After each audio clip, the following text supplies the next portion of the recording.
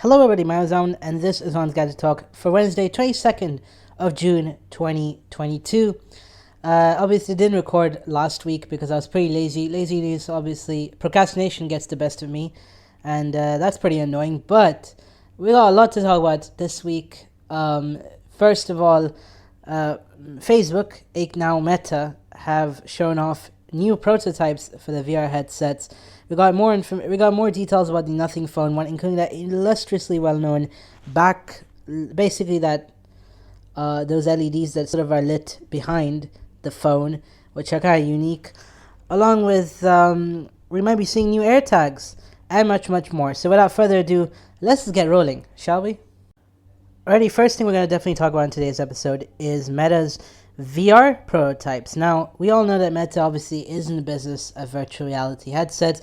They've bought Oculus obviously so many years ago in a mission to sort of create a new business line for what used to be known as Facebook.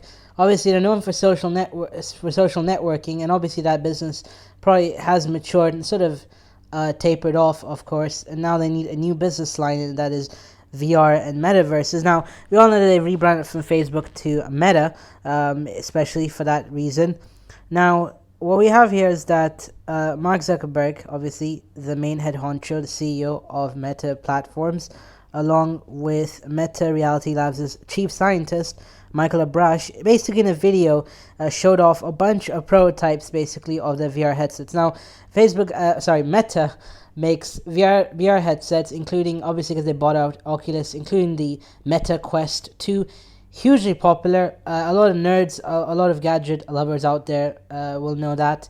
A well-known built-in sort of mobile headset that lets you experience virtual worlds easily and access a metaverse that Meta is coming up with, that obviously Meta is planning to build. In fact, Meta itself announced that they're now offering virtual outfits that you can have for your avatars, or you can use on Instagram, and obviously eventually in their Meta verse, which is interesting. See how that rolls off the tongue. Anyways, so they showed off a bunch of prototypes in a way. The first one that I want to sort of mention is if I can get this to come up here, that is. The first one, the most iconic in a way, is called Starburst. And this is an interesting prototype. Basically, they're trying to address now Zuckerberg was explaining all these headsets that they were sort of testing out. And also they were testing different ideas or different innovations and implementations that they bring in their future headsets down the road. Obviously, the idea of a prototype is to sort of test out new kinds of ideas or concepts that could be possible in the future. Now, Starburst prototype is pretty unique. The problem with VR headsets is the displays are a little low res, and so you're able to see the lines essentially, and so the bleed out of pixels. And again, it's not that real. It doesn't have that realism in a way, in a sense. And so they created a prototype called, which essentially has a extremely bright HDR display inside. It's a headset so bright and so heavy that you have to essentially hold it. You can't strap it to your head, so you have to essentially hold it like binoculars, which is crazy. Seeing the video, it's very interesting. It's on YouTube, so do check it out. But the way it works is that there are a bunch of fans and electronics, and essentially a lamp behind the LED display that essentially allow the display to produce up to 20,000 nits of brightness. And the idea is to give you more realism, essentially as if you're literally right there. Obviously, the real world lighting is no match. You can't match that in a virtual setting. But then again, it's just an idea they're testing, which is pretty interesting in a way. And then there's another prototype called Butterscotch, which apparently displays near retinal resolution. Essentially, you could see the bottom line of an eye test in VR easily.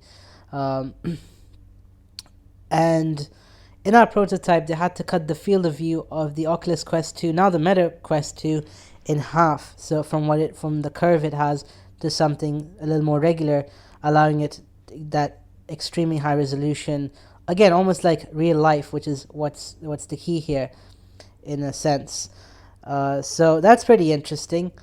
And then Also, then they showed off the Holocake 2, which is a pretty thin VR headset. It looks like a typical VR goggles that you probably get a Gen 1. It nearly feels like a Gen 1 product if you look at it in a sense. And it's pretty interesting in a way. Apparently, it's fully functioning, so you can essentially plug it to a computer and play VR games off it, which is pretty interesting. And again, it's a step up from the original Holocake. So it uses how to describe it. Essentially, it uses holographic. Essentially, it's a holographic display for AR. So the AR glasses have essentially holographic displays instead of LCD panels, literally in front of your eyes. So it gives you that sense of it being there, even though it's not. So that's pretty interesting, in a sense. Yeah, I mean, it's cool that they're working on these products, generally speaking. And then there's the Mirror Lake concept, which is, again, basically a little slim, also equally compact, probably. Apparently, it takes the Holocake 2 concept and pushes it further with features like HDR, mechanical varifocal lenses, which is apparent. Again, mechanical means that essentially the lenses automatically adjust depending on the eye here, and eye tracking. And this is probably to improve the VR viewing experience, because when you use a VR headset, the focal length can be quite tricky to handle, and you can get a bit nauseating and dizzy using it. So that's, again, and also yes, and the Mirror Lake prototype looks a whole lot like essentially ski goggles that are sophisticated.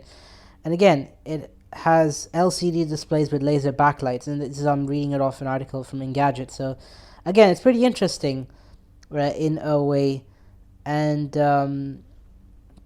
yeah, and apparently, according to Meta's sort of key chief scientist, Mr. Abrash here, he kind of mentions that the key here is that thanks to holography, everything is thin and flat. The varifocal technology is flat, and so are all the holographic films used for the Holocake, as well as prescription correction and eye tracking. And so it's easy to keep adding thin, flat technologies. This means that the end product can pack more functionality into a smaller package than anything that exists today. And obviously he's mentioning about the holographic displays, kind of, which, again, where you sort of beam, essentially there's like a sort of a laser, and it beams like a picture sort of into a frame, sort of into a lens, into a lens, and you essentially see something in front of you, but it's not a display. So you could say it's a whole lot safer than an LCD display, because it's not really in your eye all the time. You're not seeing all the blue light. So it's a bit of a big deal, kind of, developing this holographic technology. Now, the way I described it, obviously, you might be even more confused. But basically, in a nutshell, Meta is essentially working on VR and AR technology. And they've essentially worked on technologies like holographic lenses, so allowing you to essentially get essentially AR capabilities. I've poorly described it, but essentially you get your AR because of the holographic lens, kind of, that is there. But as they've figured out HDR on a VR headset, and again, features like mechanical lenses, essentially, so you adjust the focal length automatically without needing to essentially without really needing to manually set it or tweak it around when you're wearing the headset. And again, eye tracking, which I think is pretty cool to have. Obviously, this is several years away, basically, from a production model, but it's good to see that a company like Meta is working on it, and they're clearly seeing that AR and VR is the future, and investing in this technology, which is, again, nice to have, really, in a sense. And the current headsets that Meta sells, the Quest 2 and all, are not really the final form of what Meta wants with their metaverse, in a sense. So again, the fact that they're essentially going back to the lab and essentially testing all sorts of things and seeing what ticks, and while will allow that realism, that essentially that feeling of being in a virtual world that's actually real, but even though it's not, it's a bit of a big deal. So again, it's pretty interesting. What can I say? It's really cool that they are working on it, in a way. Okay, and the HDR that once HDR is capable on VR headsets, you get more realism. You get that you get that feeling that it's right there in front of you, even though it's not. But again, it's pretty cool stuff over from Meta, and again, can't wait to see a headset one day with this technology. But again, pretty interesting nonetheless. All right, moving from prototypes to actually final production products that are about to come out next couple of months. We got the Nothing Phone 1. Now, obviously, last week I didn't do an episode, but they kind of showed off the back of the phone and sort of the how it would look. And the reaction kind of has been, it just looks like a funky iPhone 12 or a funkier iPhone 13 if you add in, if you look at the angles and the sides and all. But it's pretty interesting. And if you ask me, it looks pretty, it looks unique. There's nothing, see, nothing, get it? Get what I'm trying to say here? There's nothing quite like it. Lol.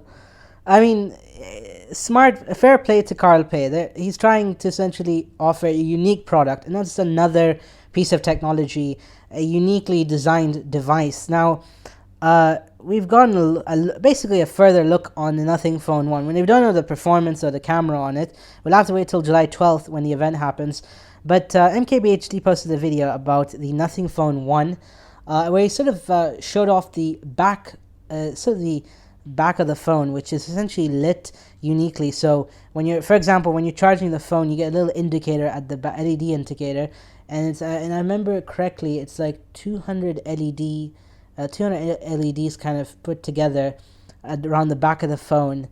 If I think it's 200 or 2000.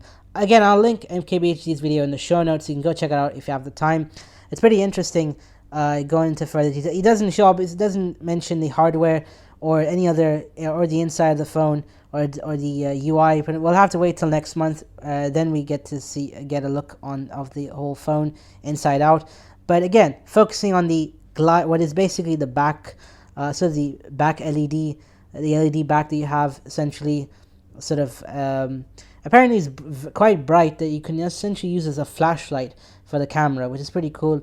There's a little dot on sort of the corner, so you have a recording indicator. And again, there's a little part of the LED sort of array at the bottom. For example, when you're charging a phone, it shows your charge state.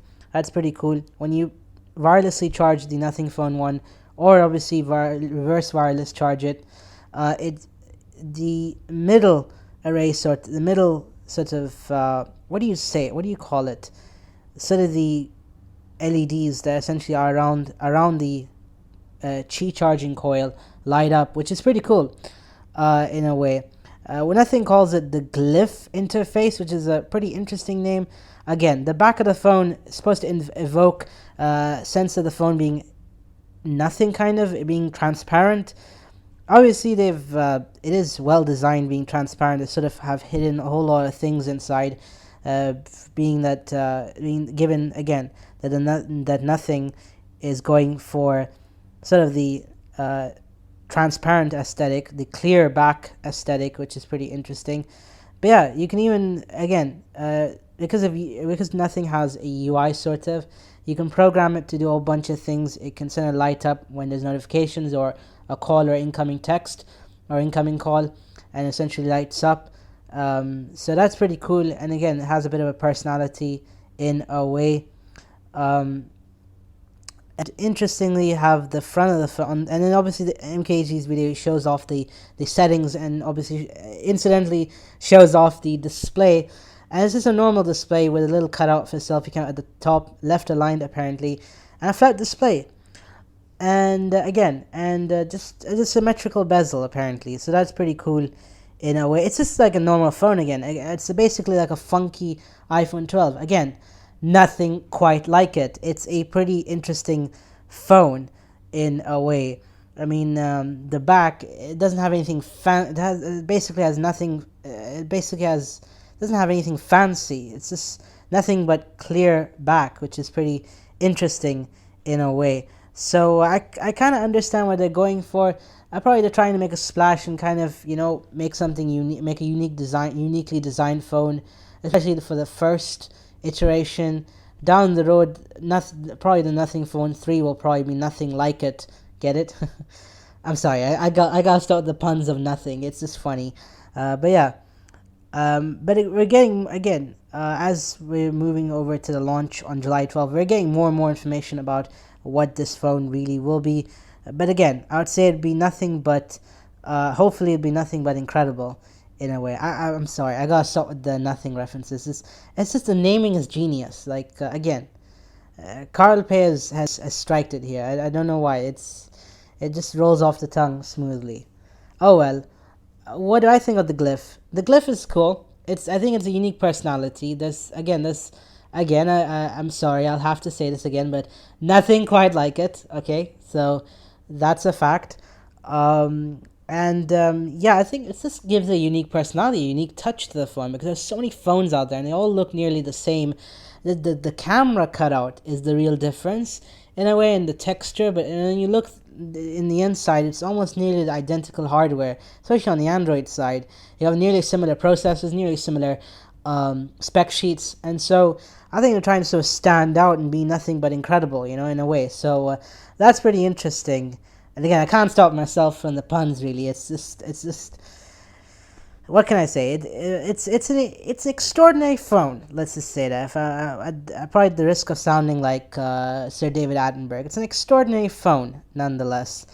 Let's see. Hopefully, when they launch it, it'll probably be probably seriously be worth the money. It's gonna be a high end phone. It's gonna be it's gonna be a premium phone. Obviously, they're not gonna be selling it at a. They're not gonna sell it on a budget, and it'll be a lot of work for nothing.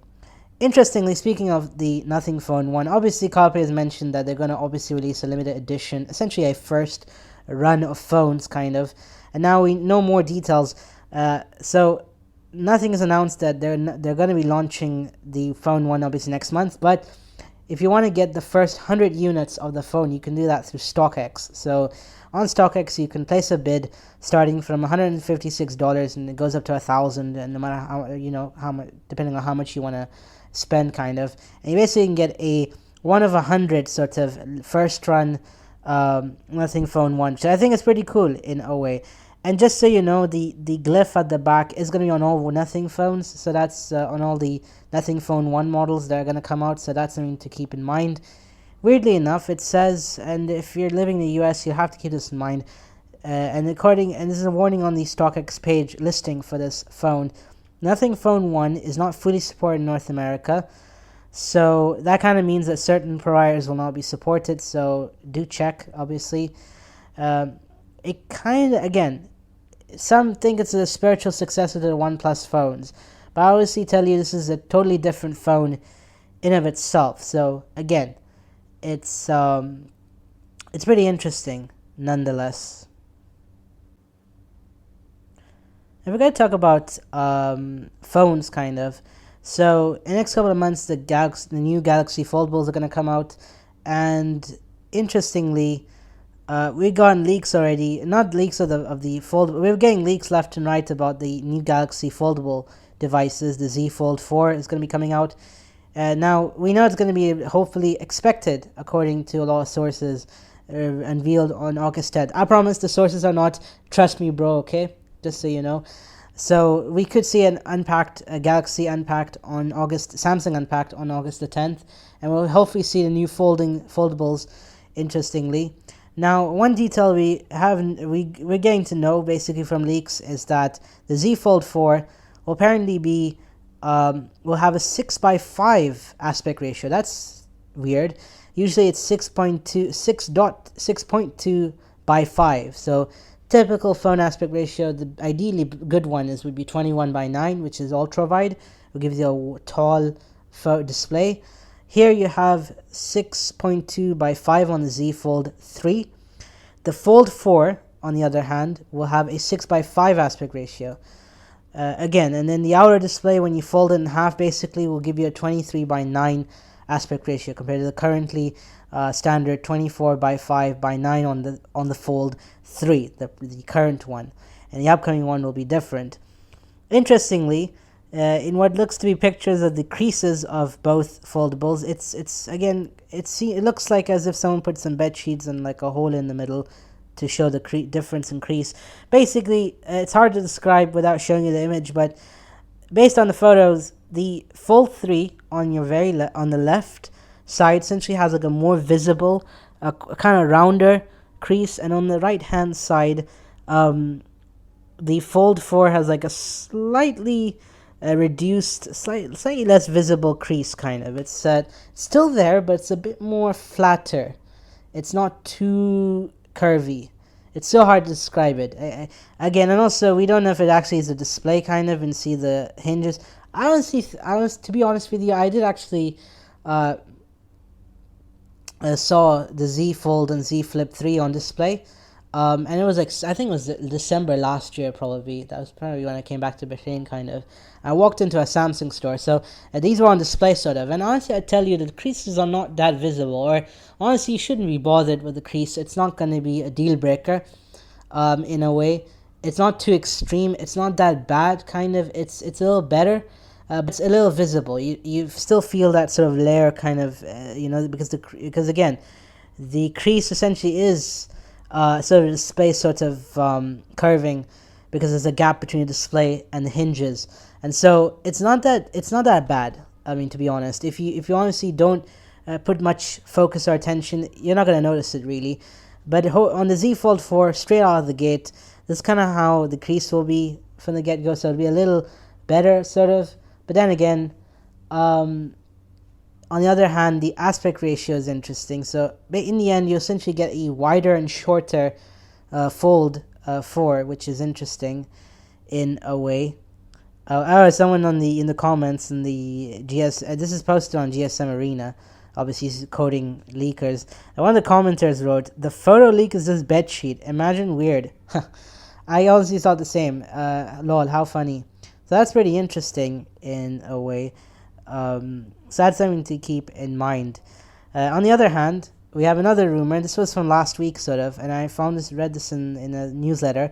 Samsung could be looking to kill off the FE edition, the fan edition, apparently. Now, there's no reason as to why the fan edition is essentially being phased out for something more different, but I'm probably assuming that Samsung probably realized that the Galaxy S22 line might be losing a whole bunch of sales because people end up going for the FE edition. People think the FE is like a special edition or a cheaper version of the S series, and so people don't go for the S22. Instead, they end up buying the S22 FE.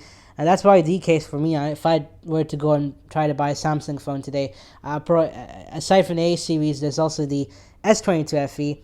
On the flip side, weirdly enough, there's been reports. There's another report I read online that Samsung produced more A series phones than they expect. Then their estimate, they made more A series phones than actual sales numbers. So there are quite a lot of A series phones sitting in warehouses ready to be sold.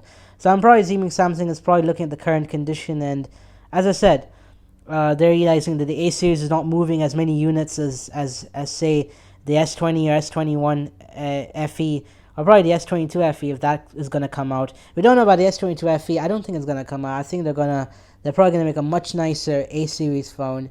They're probably going to offer an A73 or something, or A93 or some. Again, they might come out with something interesting. It's Samsung. They're going to try to increase market share.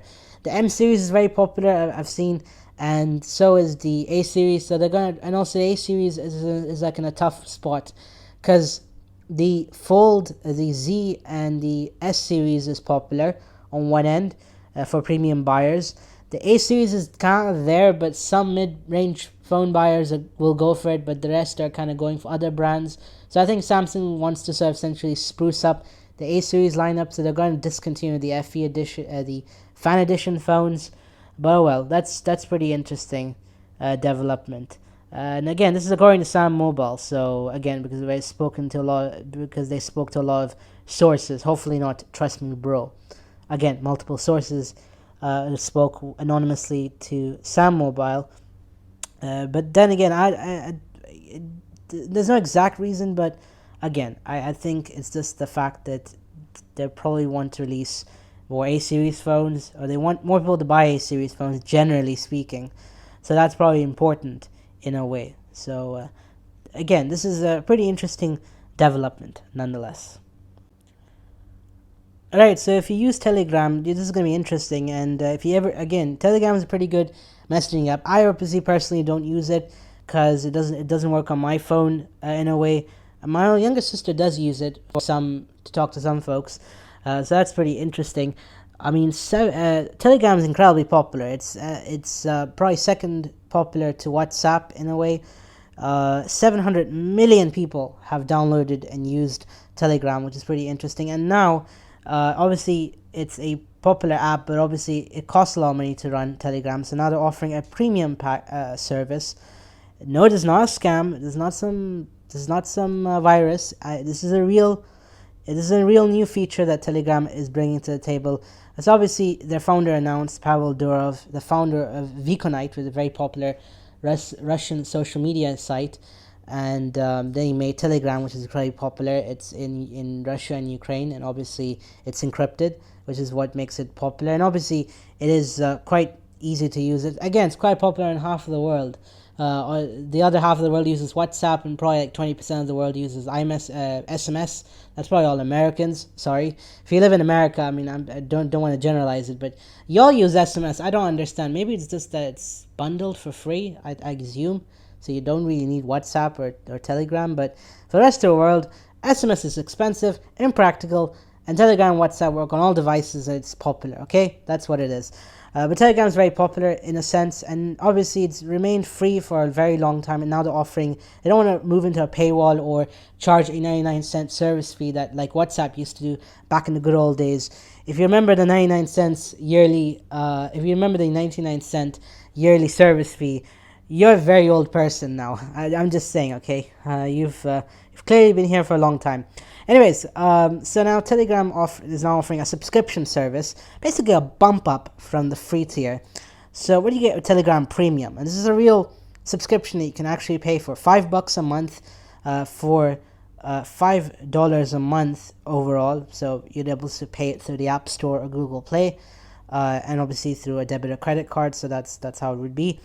All right. So basically, Telegram Premium essentially doubles all the limits you have on Telegram.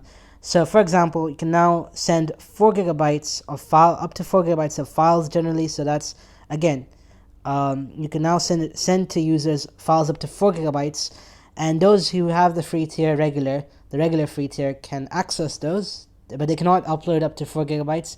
They only have a 2 gigabyte limit.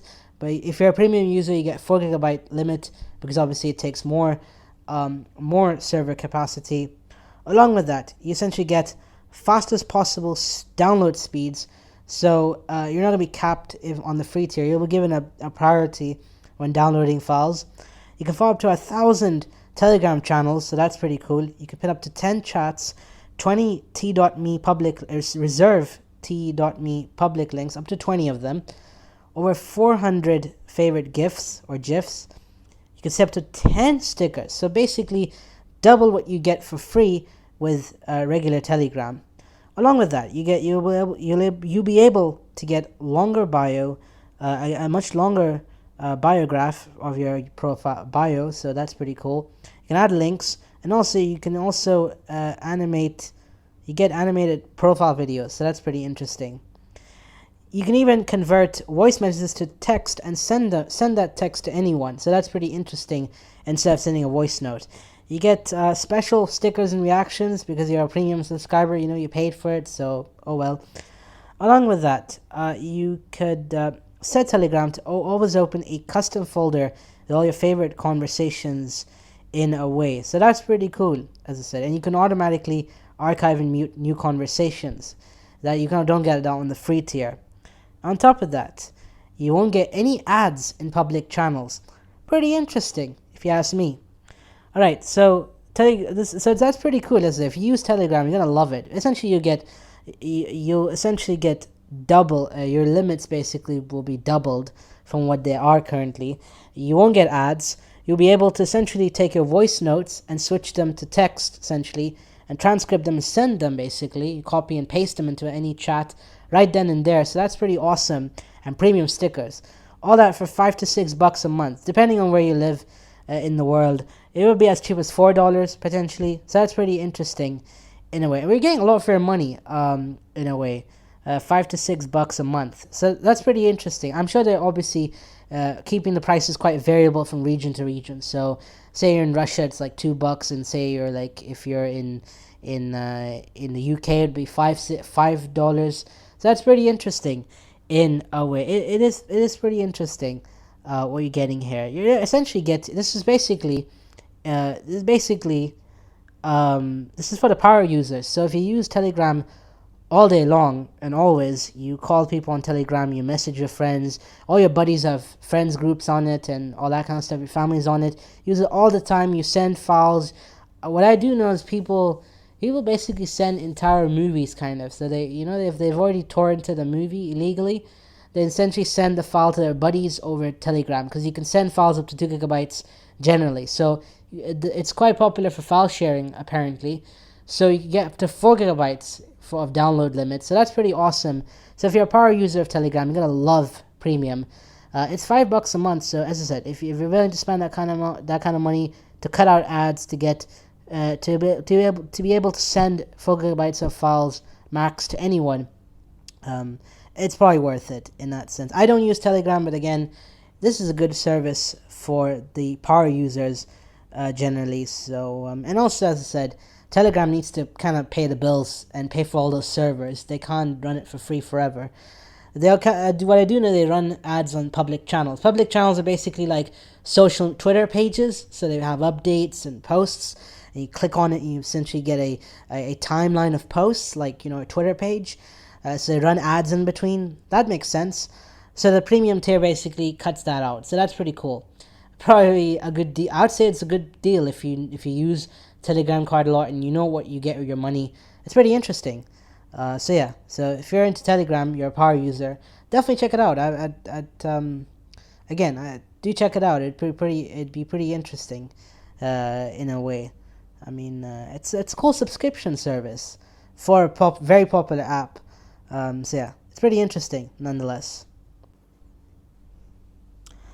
All right, so we could be getting new AirTags.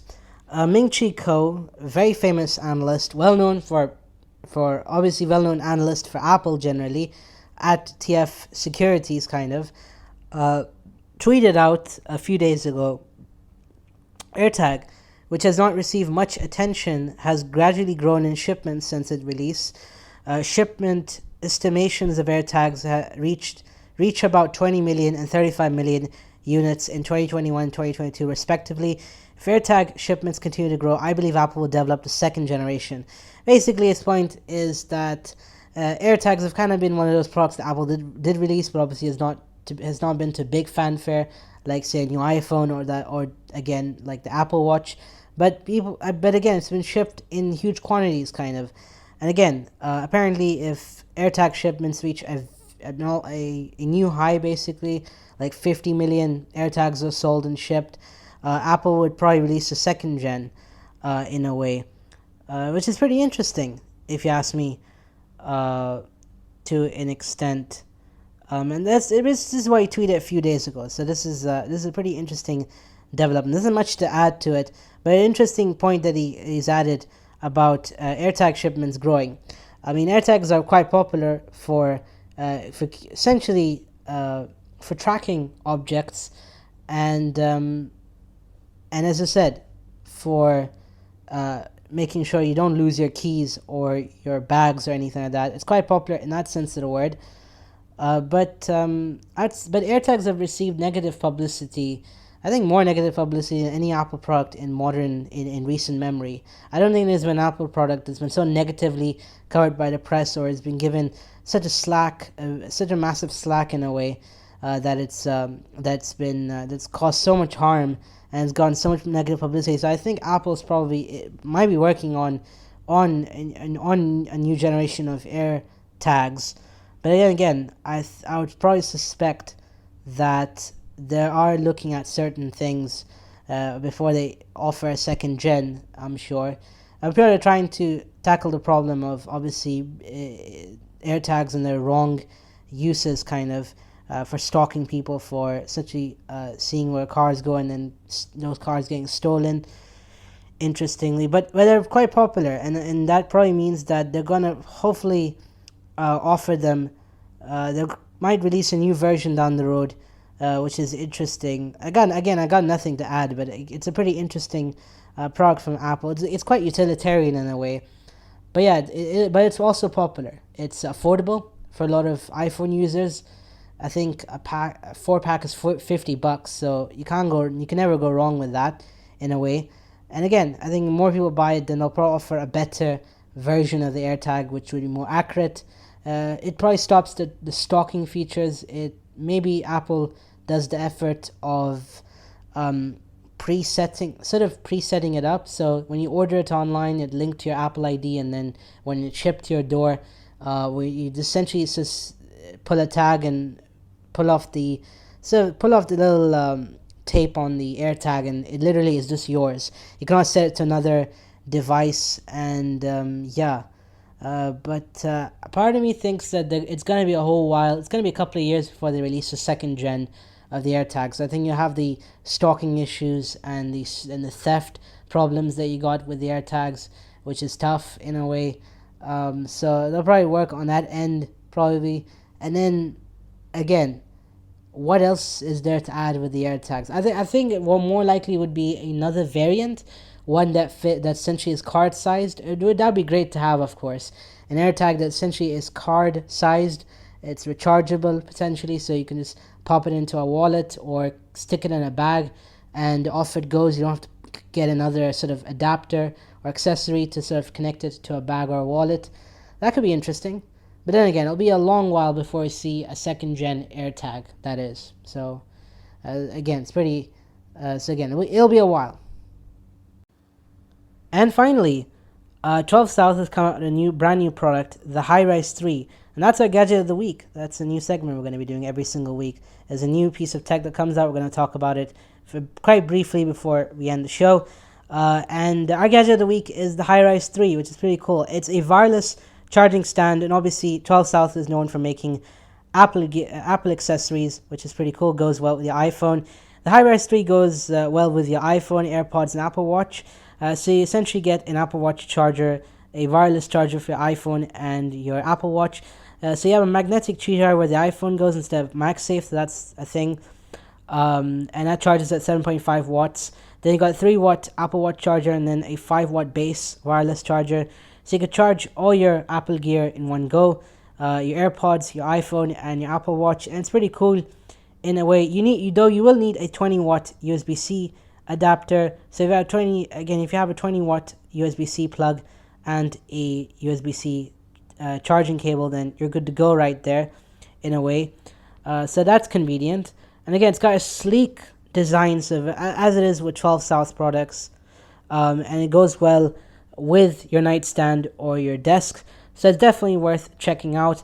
Again, I'll link this costs $100 basically, and it's available on Amazon now and their website. I'll link the Amazon link down below. Obviously, if you buy it from there, you'll support the show. So that's pretty nice to do. Nice to have, kind of. It's a pretty cool wireless charging stand. Again, it goes well at your desk or nightstand.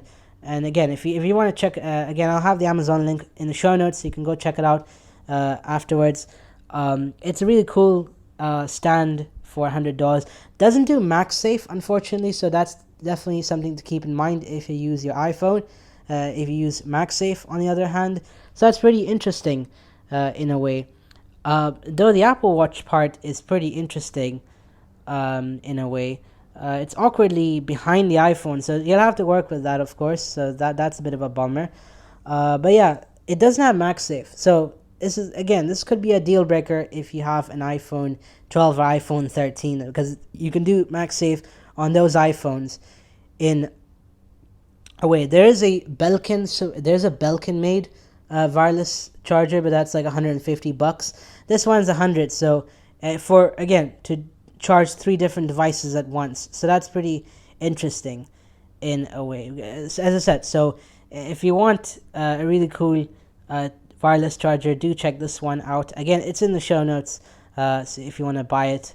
And again, as I've said, as always, if you buy it, it'll support the show because we get an affiliate payment.